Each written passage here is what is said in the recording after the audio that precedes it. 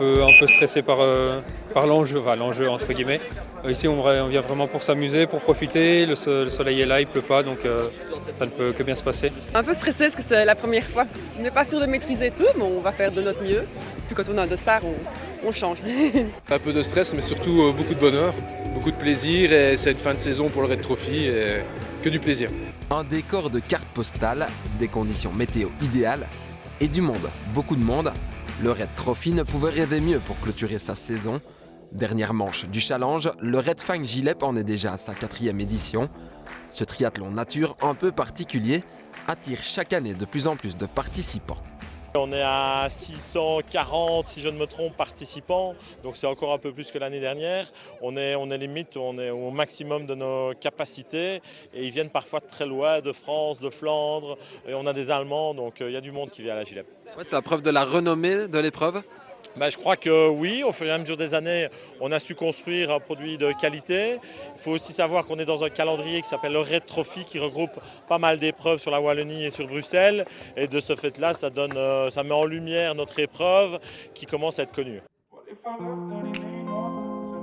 3 km de kayak sur le lac, 25 km de VTT, 7 km de trail et pour les plus courageux, 15 km supplémentaires de run and bike, le tout en duo pour une distance totale de 35 ou 50 km.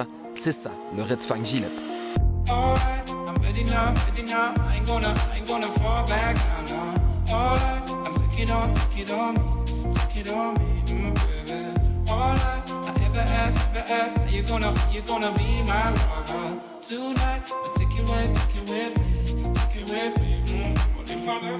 L'effort est long et intense, il faut savoir gérer.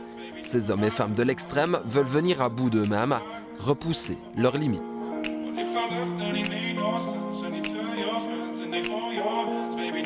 Néophyte ou aguerri, chacun se prépare à sa manière. Vous êtes préparé? Non. Le trail, oui, mais pas de kayak, voilà, le kayak, un peu de VTT. C'est une découverte le kayak pour vous?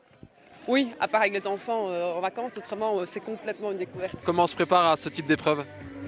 Premièrement, on s'entraîne beaucoup sur le trail. Et alors quelques sorties VTT. Et puis plus compliqué, c'est au niveau kayak. Donc là, on fait ce qu'on peut. Mais voilà, c'est beaucoup de course à pied et VTT. Ouais. Parmi les participants, il n'est pas rare de croiser des têtes connues, des abonnés aux premières places, des anciens sportifs professionnels ou des triathlètes confirmés, mélangés aux débutants. C'est là aussi tout le charme de la discipline. Les objectifs diffèrent, mais l'amusement prime. Aujourd'hui, le principal, c'est d'arriver à garder notre position au classement général des Red Trophy. Après, il y a pas mal de niveaux chaque fois ici, donc c'est compliqué d'aller chercher les meilleures places, mais on va essayer. On va tout donner, on a écouté les conseils. Le plus important, c'est de prendre du plaisir. Essayer de se donner au maximum et d'essayer de faire au mieux que d'autres raids qu'on ait pu faire. Donc voilà, c'est juste purement personnel. Oui. Qu'est-ce qui nous fait le plus peur? De tenir le coup, de tenir le coup, de ne pas tomber surtout en VTT. En famille, entre amis ou entre collègues, ils sont venus pour allier effort et plaisir. La tendance du moment, les organisateurs l'ont bien compris.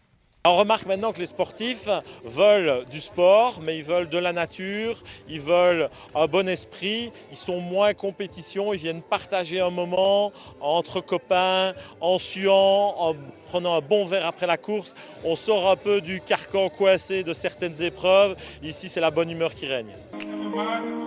Mission accomplie, le sourire est sur toutes les lèvres. Pour la petite histoire, les tontons flingueurs Charles Passelec et Jonathan Grodan ont remporté le 50 km. Le duo Steve Peer et Cédric Dufay les ont imités sur le 35.